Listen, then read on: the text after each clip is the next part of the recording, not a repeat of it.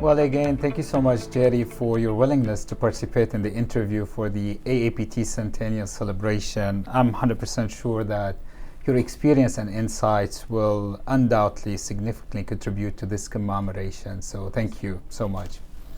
So I'm going to take us back to the 1988 when you first joined the Association of Asphalt Paving Technologists.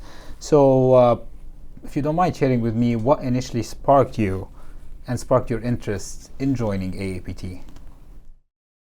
So I went to graduate school to the University of Texas, and after I had returned back to Saskatchewan Highways, that I had done a study on rutting of pavements, which was a huge issue in the United States at that time.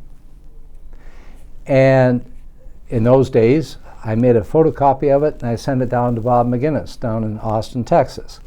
And Bob said, "This is really good. You should consider submitting it to AAPT," and which I knew of only because my boss got to go to AAPT. I didn't.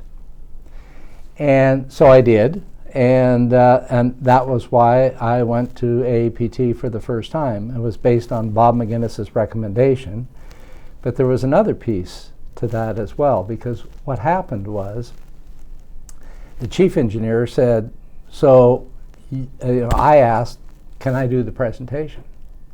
Because it was really my work. My boss's name was on it, and my boss was an absolute horrid presenter. So I wanted to do the presentation. So the answer was, well, if your boss wants to send you instead of him, sure.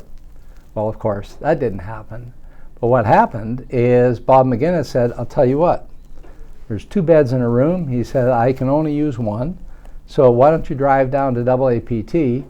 And I asked if I can get there on my own, can I make the presentation? And so the answer was yes. So I did. I drove 24 hours from Regina, Saskatchewan to Reno, Nevada, and made the presentation. And lo and behold, unbeknownst to me, in the audience at that time, there was 2 people from Heritage Research. And it was years later, because of that presentation, that I ended up working for Heritage Research. So there was kind of 2 things that happened. Wow. How did the presentation go? Well, it's funny you should ask. There was sort of an interesting thing that happened. This was in the days of 35 millimeter slides. So I had prepared all of these 35 millimeter slides. Bob McGinnis, being an Asphalt Institute engineer at the time, traveling always with his Kodak projector, said, I just happen to have a projector here, why don't you run it through in my hotel room? So I did. I came to the slide, the presentation was, the setup of what I was done, what data was collected, and then I had a slide that had the word, just one word, analysis on it, except it had no Y. There's no editing, there's no PowerPoint. So here you've got a key slide with one word on it and it's misspelled. So when I got to that point in the presentation, I totally ignored that it was misspelt, and I started to see all the heads start to turn and fingers in the audience pointing up to the screen, pointing out the error in the spelling. I totally ignored all of it, and then at the very end, just before advancing the slide, I paused and I said, the one thing that we did discover is that we could perform an analysis even if we couldn't spell it. That's so funny. Maybe let me ask you that question as a follow-up to that question. Was the format of presenting,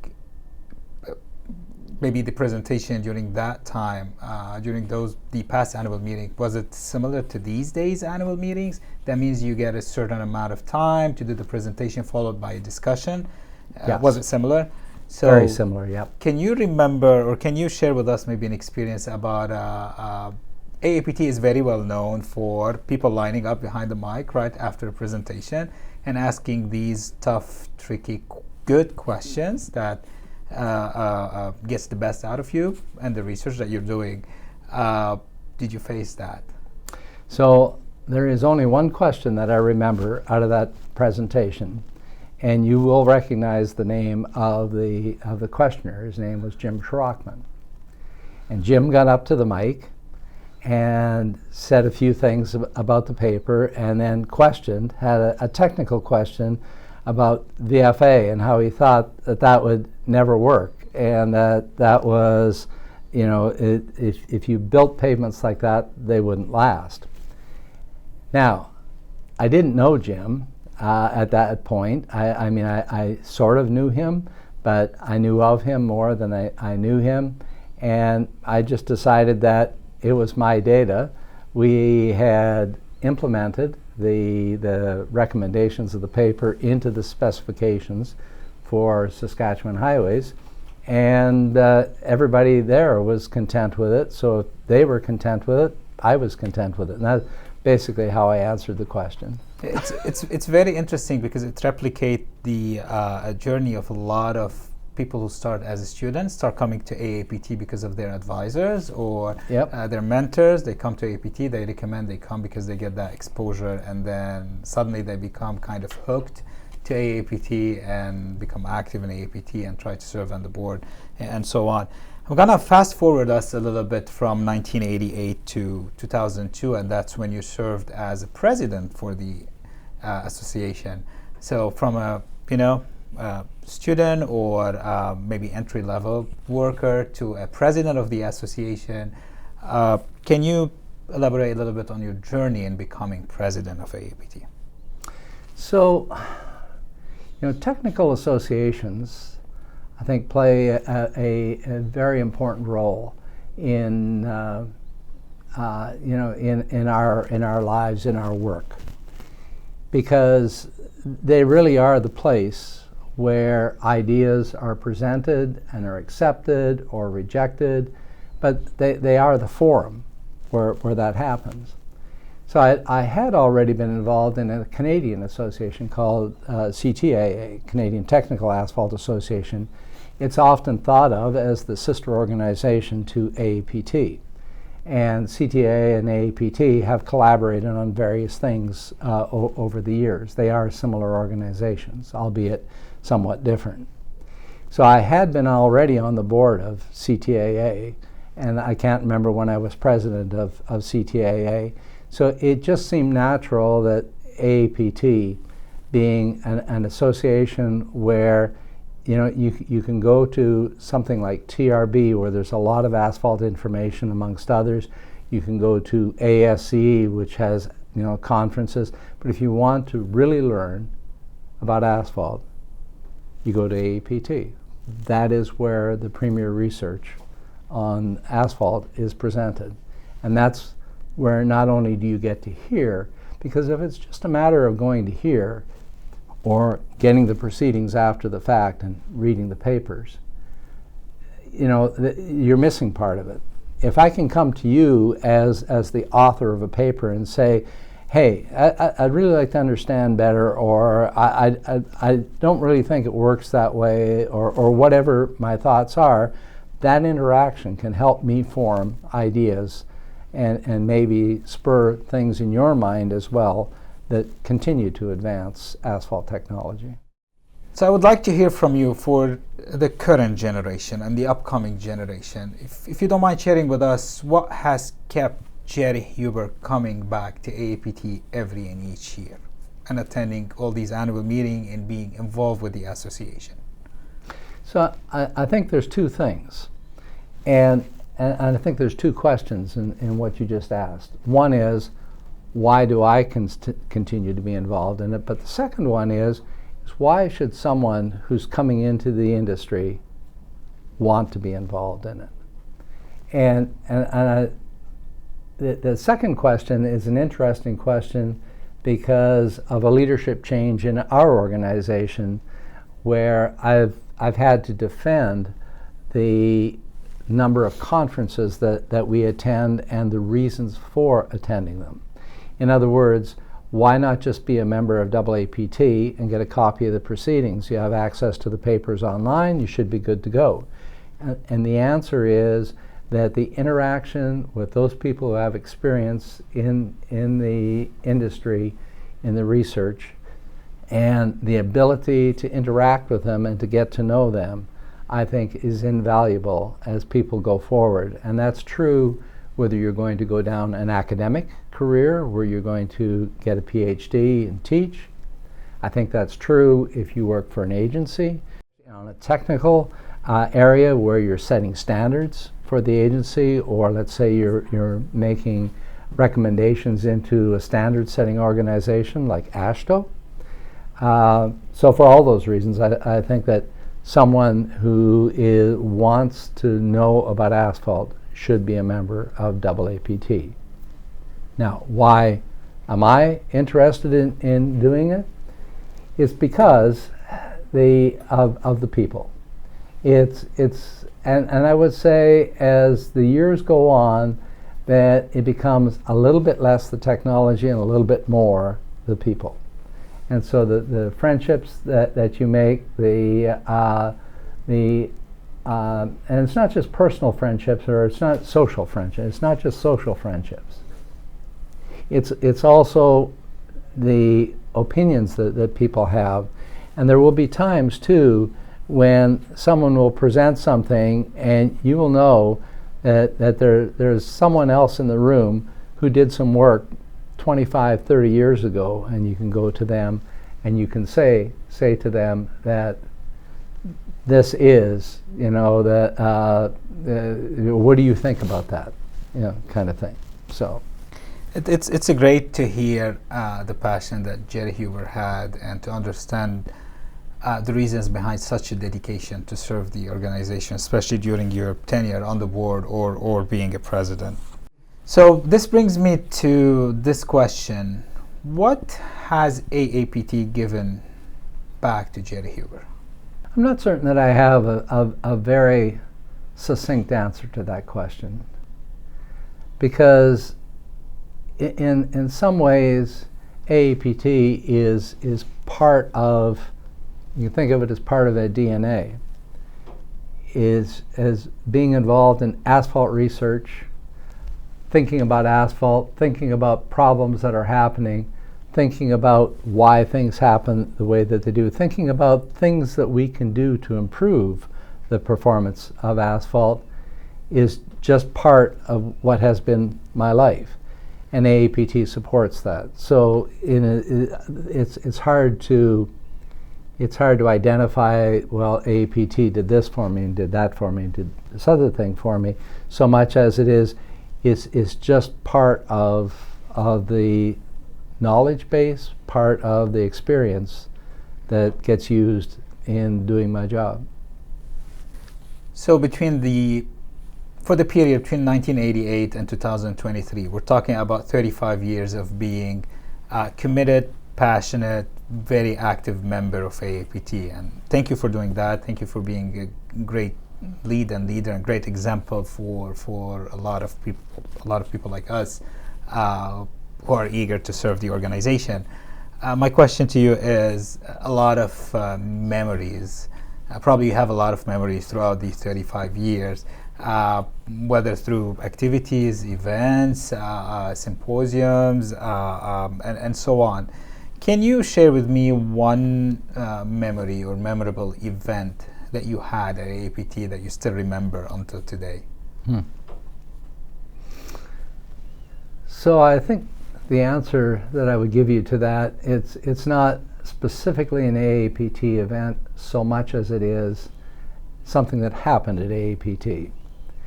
I do not recall the year that AAPT was in Albuquerque, New Mexico, but if you ask me for a guess, I would say it was about 1993 or thereabouts, 92. And the day that we were leaving, there was a snowstorm. And we went to the airport, and it was one of the classic things where flights are delayed and canceled, and the airport is stuffed full of people. And that's where I first met Jeff Rowe. He had come over from England to attend the AAPT meeting, and then he was flying out. I hadn't really talked to him during the conference, but at the airport, we spent a couple of hours talking and became, in the end, lifelong friends as a result of that. AAPT has grown a lot since the past, 1924, throughout the journey when you served on the board, became a president, and until now. So I want to hear Gerry's insights or opinion on AAPT the past, AAPT the present, and AAPT the future. You know, we've talked a fair bit about AAPT in the past and the publishing of papers and the discussions that were published as part of that. I think is part of the legacy of AAPT. And of course, publishing discussions following papers is, as I understand it, a relatively unusual thing when it comes to technical societies. Most of the times those comments are lost, they happen and they're gone. And I know that in some of the papers that I look back on, being able to look at those discussions and hearing the thoughts and comments of the discussers has helped a lot. Following my presidency in the early 2000s, there was a lot of concern about AAPT not being a peer-reviewed journal, being a conference proceedings. And I know that, I think it was about 2013 or thereabouts, that there was a strategy meeting that was held in Minneapolis, St. Paul that laid a plan for where AAPT should go. And one of the key controversies in that was the idea of, from an academic's point of view, I can't afford to publish my work or present it at AAPT. I have to give it to a peer-reviewed journal because in order for me to earn the tenure, that I need to have peer-reviewed, not just conference proceedings. And I think that the plan that was developed at that time that accommodated both of those, there may have been some road bumps along the way, but I think by and large what we have today is something where academics can freely publish their work in AAPT. I think as we move into the future, the whole idea of moving more online, and it's the one thing that I've always embraced is I don't like new things for the sake of novelty. I like new things that are useful to me.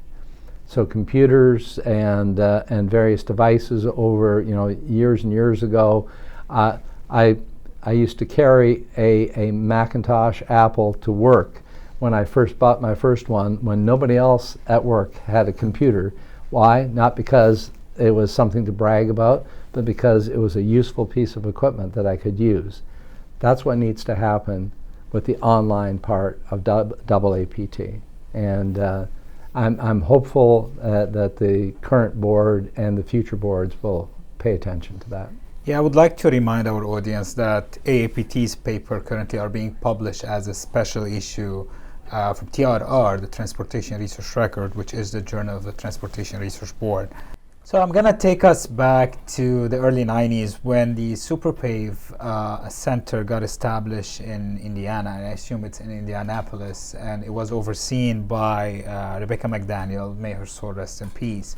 That's when a great friendship started at work, but then I assume it's a friendship as well through AAPT that happened between Gerry Huber and Becky McDaniel. I would like to mention to the audience that Becky served as a president back in 2013. I would like to hear from you, how do you describe Becky's contribution to AAPT as well as AAPT's maybe impact on Becky's journey in few words? So you're really asking about Becky's personality, I would say. If you say so. And the thing to recognize about Becky is that she is one of those people who is a very competent individual, competent in her work, competent in her personal life. She's generally does not have a large ego. She's not interested in the spotlight being on her. She didn't operate that way, and right up to the end of her life. But that said, she was also very specific on things that she wanted. And I told an example at her, I can't remember, was it the eulogy or something dealing with her death after the fact. She was renowned for this ancient iPhone that she had. It was at least 4 generations out of date, and it finally died. And so she went into a phone store to get a new iPhone. And the Model 10 or whatever, 11 or whatever the current model was at the time, the person tried to sell her this, and she said no. She wanted an iPhone 6. And it's like, yeah, but this one will do so much more, and I want an iPhone 6. She walked out of the store with an iPhone 6. And so she was very specific in what she did. She was a very caring person for the people that she worked with. She was a very caring person for the technology that she promoted. So the fact that she could be a teacher, that she could help to teach the technology of SuperPave as it was coming out, because indeed that's what the SuperPave centers were set up for. Those were qualities that Becky had. And I think, even thinking right up to her final days, of course, at the beginning of COVID, at shutdown, there was no one outside of her family who was even aware that she had any issues with her health. And it was, I can't remember the length of time, but I want to say it was like 3 or 4 weeks later, she was gone. And she never once let on that there was anything wrong with her, even up to within 2 weeks of her passing. On a Zoom for a new PhD candidate, she was on the PhD panel, on that candidate's panel, and she participated via Zoom, which everybody was getting used to in the early days of COVID. And John Haddock, the supervising professor, he was completely unaware that she had any health issues whatsoever. It was just Becky on the Zoom. And 2 weeks later, she was gone. So I think working with Becky and the fact that we worked together in the same area, that we had interest in understanding technology and pushing technology more. Becky's widely known for the SuperPave wrap study that she did following the launch of SuperPave mixed design in 1993. It was the late 1980s when that NCHRP study ended, and she came out with certain recommendations. FHWA had an expert panel that existed for, I want to say, 5 years through the late aughts. I want to say it was maybe 2008 to 2013. And we did some work cooperatively with Becky and the North Central SuperPave Center, looking at the properties of mixtures with higher percentages of wrap in them. And the results of those actually suggested that you could go further. In other words, she had, in the original study, had made recommendations that once you reach 15% wrap, that you should decrease the high temperature grade and low temperature grade of the asphalt binder. This subsequent study, which was based on plant mixed mixtures, which came out of 5 different hot mix plants, showed that you could go to 25% before requiring that drop down. And I do recall the FHWA people of the day being incredulous, saying, how can she make such a recommendation? I mean, her study back in the 1980s, she said that you had to change at 15%. Now you're saying you know, it's 25%, and not only that, you can go up to 40% with just that one change in PG grade. And Becky and I worked together on that research project, and you know, that I think just the friendship of trying to understand and trying to grow the knowledge together, I would say would be the basis of that. Yeah, I can relate a little bit. One memory that I will never forget is when I first made it to my first TRB annual meeting. And you know, the first time you go to TRB, you sit in the orientation, and Becky was leading the orientation. And I will never forget how welcoming how welcoming she was, how comfortable she made me feel. She was very welcoming. She tried to help me to understand a lot of stuff. So I won't be able to forget any of these memories. Before we end the interview, what would be Gerry Huber's message to the current generation, current students who are a member of AAPT, maybe young professionals who are associate members of AAPT? They might or might not be questioning their membership, or maybe the people who are prospective member or hesitant about getting membership, or they want to get a membership. What does Gerry Huber tell these people why they should join AAPT? I think that what I would say to them is you need to think about what it is you want to do with your career. Where do you want to go? What do you want to do? And I don't mean in specific details, but in general. And if that future for you has a vision that includes